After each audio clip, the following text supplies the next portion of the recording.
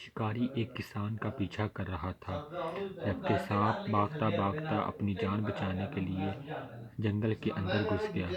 جب بھاگ رہا تھا تو اسے ایک کسان دکھائی دیا اور وہ اس کسان کی طرف لپکا اور اسے کہا کہ میری جان خطرے میں ہے اور تم مجھے بچا لو۔ جب کسان نے دیکھا کہ واقعی ہی اس کی جان خطرے میں تھی تو اس نے اسے اپنی قمیض کے اندر چھپا لیا۔ جب کسان نے دیکھا کہ شکاری چلا گیا ہے تو اس نے اسے کہا کہ اب تم باہر آ جاؤ۔ تو سانپ نے جواب دیا کہ اب میں نہیں آؤں گا کیونکہ یہ بہت ہی گرم جگہ ہے اور بہت ہی سیف بھی۔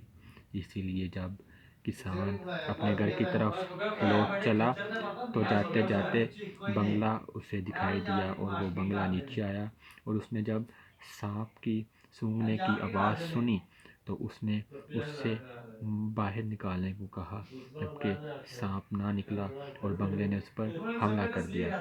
جو ہی اس نے حملہ کیا تو یقین جانے کہ اس کا سانپ اسی وقت مر گیا اور اس کا زہر ٹپک کر اس کے منہ کے اندر چلا گیا۔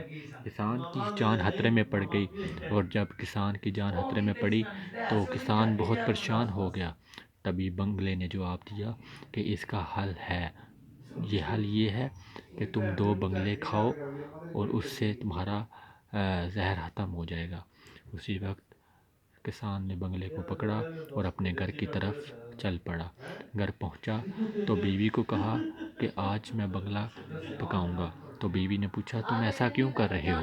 تبھی اس نے سارا واقعہ سنایا، اور جب واقعہ سنایا تو بیوی نے کہا جس نے تمہاری جان بچائی آج تم اسی کو مارنے چلے ہو، یہ کیسا انصاف ہے؟ تو تبھی اس کسان نے اس بنگلے کو چھوڑ دیا۔ جب چھوڑا تو اس بنگلے نے اڑتے اڑتے اس کی آنکھ کے اوپر ایک چونچ ماری اور چلا گیا۔ ناظرین، اس سٹوری سے ہمیں پتہ چلتا ہے کہ بہت سے لوگ ہمیں بچانا چاہتے ہیں، ہمیں آنے والے وقت کے برے حالات سے بچانا چاہتے ہیں۔